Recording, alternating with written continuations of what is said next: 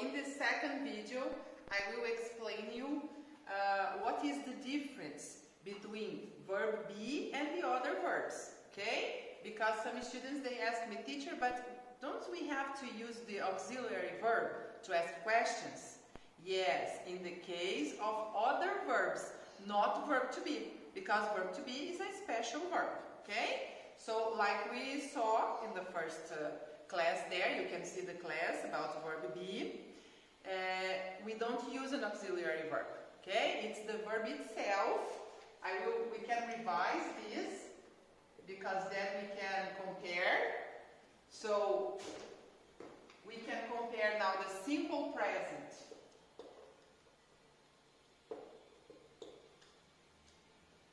of verb be, okay, versus other verbs.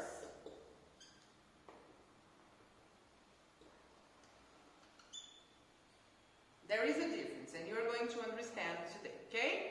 So, in the case of verb be, let's use the third person as an example. So, let's take he, for example. I can say, he is an actor. And that would be the affirmative form. The affirmative form of verb be in the simple present, okay? Now, how do we make this sentence negative? Remember, we have to add not to the verb itself. So it will be, he is not an actor. And we also saw that we have the contracted form that we normally use. So it can be, he is not an actor. It's okay to use the contracted form here. Or there is another possibility. We can say he isn't an actor.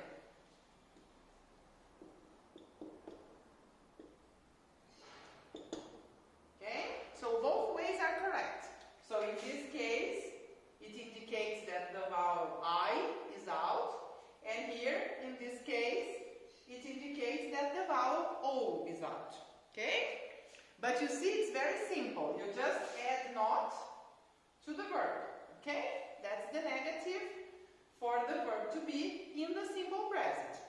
And how do we make the question then? How do we ask the question? Remember the rule? What do we have to do? We have to use the verb before the subject.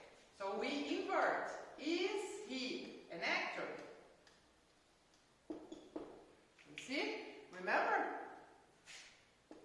Oh, the verb is before the subject, and that is the structure for the interrogative form. And then we have two possibilities for short answers, affirmative or negative. So, if he is an actor, we are going to say, yes, he is. But if he is not an actor, we are going to say, no, he isn't. Okay? This is just to remember the verb be, and then you have the opportunity to see this in the third person singular as well.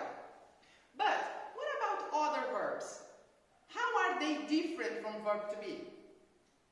Let's see one example here using the same subject, okay, which is third person singular.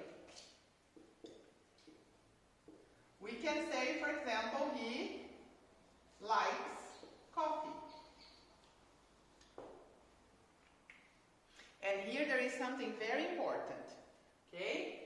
Third person singular takes an S, okay? You have to add S to the verb in the simple present, okay?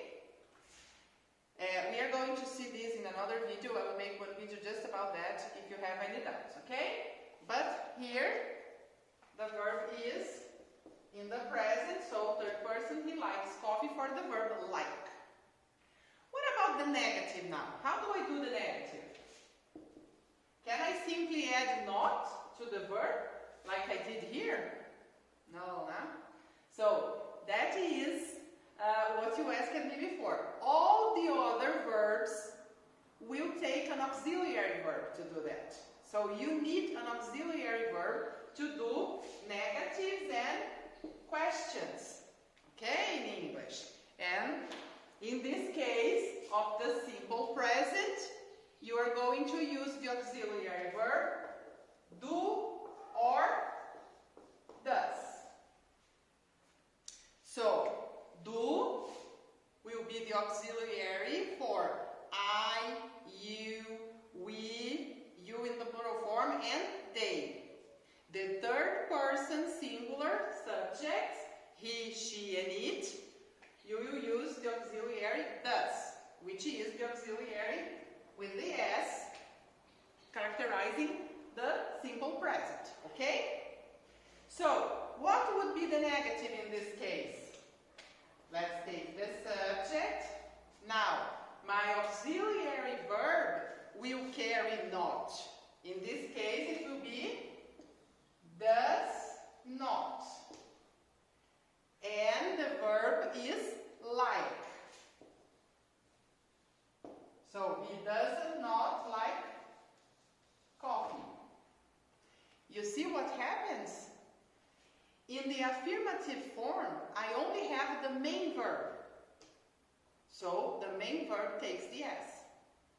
When it is negative, I have an auxiliary verb.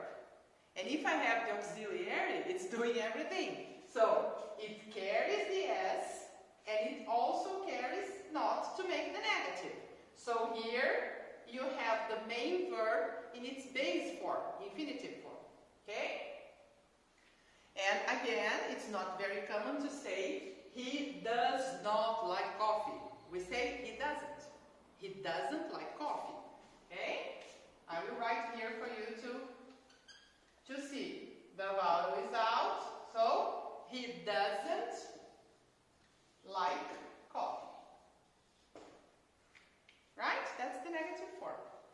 And remember the rule here. To ask the question, we needed the verb before the subject. The rule is the same, but this time we cannot use the main verb. So the verb that comes before the subject is the auxiliary verb. Okay? So the question will be, does he like coffee? You see, the rule is the same. I have the verb here before the subject, but this time it is the auxiliary verb. And it will be the same for all the other verbs, like, study, do, live. You see, all the verbs that are not verb to be, or other special verbs that we are going to see soon, okay? So what are the options now for the short answers? Affirmative answer and negative answer. So if he likes coffee, I'm going to say, yes, he does. So I ask with the auxiliary verb, and I answer with the auxiliary verb. You see? And here, no, he doesn't. So now you can compare. So here, you ask with the verb be, and you answer with the verb be. Here you need the auxiliary, so you ask using the auxiliary verb, and you also answer. So, question with does, answer